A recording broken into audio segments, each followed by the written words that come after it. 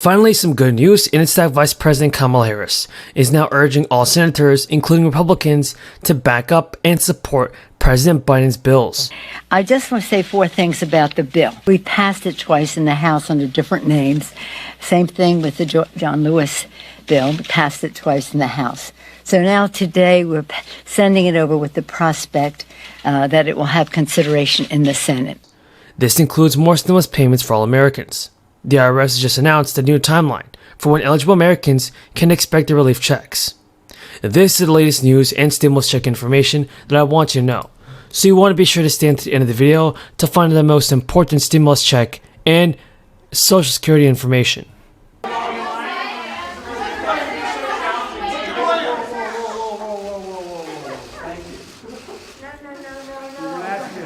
Different questions, and they're all legit. I'm telling you, we're going to get this done. It doesn't matter when. It doesn't matter whether it's in 6 minutes, 6 days, or 6 weeks. We're going to get it done. Folks, stimulus checks, stimulus payments are being approved and confirmed by President Biden.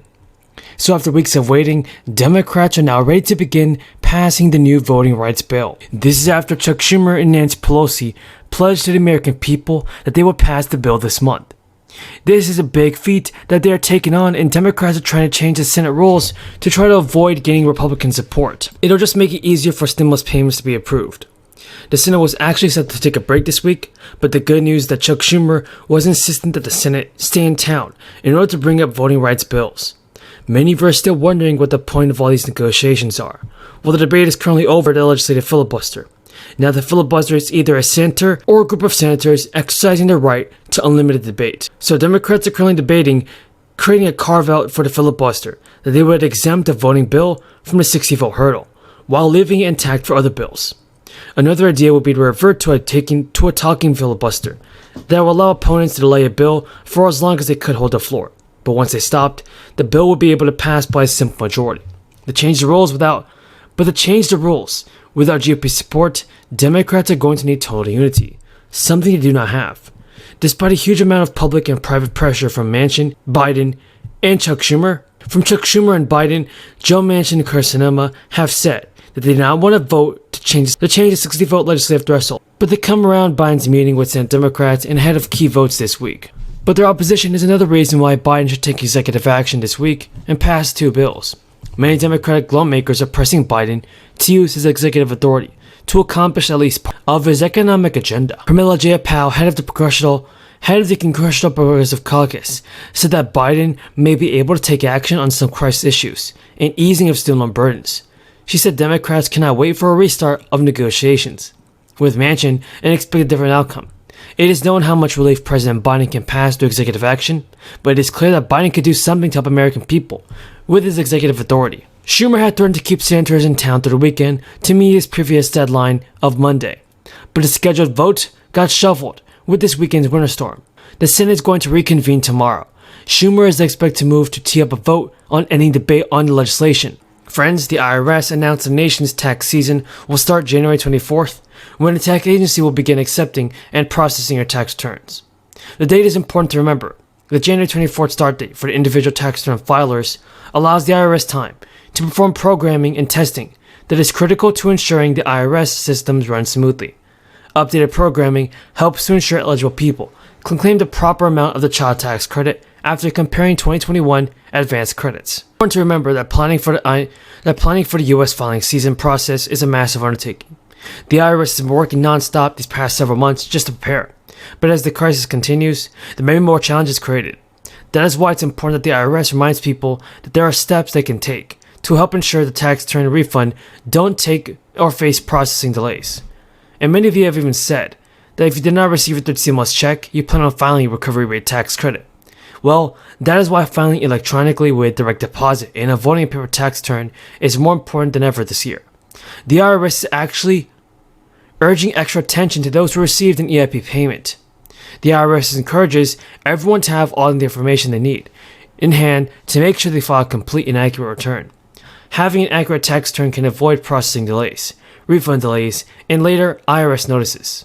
It is definitely good to know that the IRS is making changes so that everyone who is eligible actually receives their money. It's important for those of you that have received the advanced child tax credit payments or third stimulus checks to just keep a hold of the special letters that the IRS is currently sending out. Days have been repeatedly saying that raising the debt limit is not about the money they're spending now, it's about the money that's been spent in the past. And I'll just say for the last 20 years, that has never been the case. Every time we had a debt limit debate, it was about what was going to happen next. In 2019, when Speaker Pelosi said, I'm not going to help raising the debt limit unless we spend more money than the current caps let us spend, that was about the future. In the early 2000s, when Senator Biden and Senator Schumer and Senator Durham all voted against raising the debt limit, it was about future spending.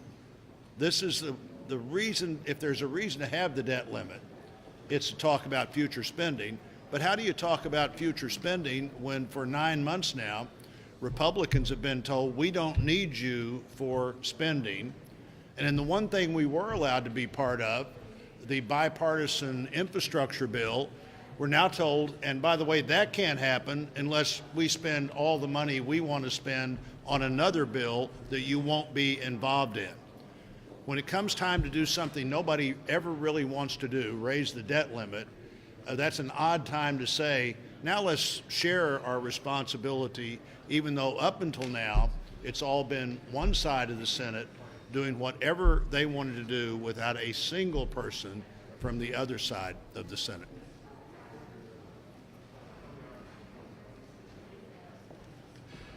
Folks, my head has been spinning, and I'm sure many of yours have as well, with crises after crises after crises hitting Washington, D.C. And it's of the Democrats' own making. You can look at the failed Afghanistan withdrawal, which left our allies, American citizens, and Afghan SIV recipients in the lurch. You can look at this unbelievable crisis at our southern border, which is a humanitarian disaster, not only for Americans, but for all of those migrants that are coming up to our porous southern border. You can look at the outrageous spending now, which is pushing our nation to its debt limit. You can look at the tax increases that are being proposed by Democrats in the House and the Senate. Again, it is crisis after crisis. And let me tell you, the folks in Iowa are extremely frustrated at what they see going on here in Washington, D.C. At the end of this last fiscal year, Iowa ended up with a $1.2 billion surplus.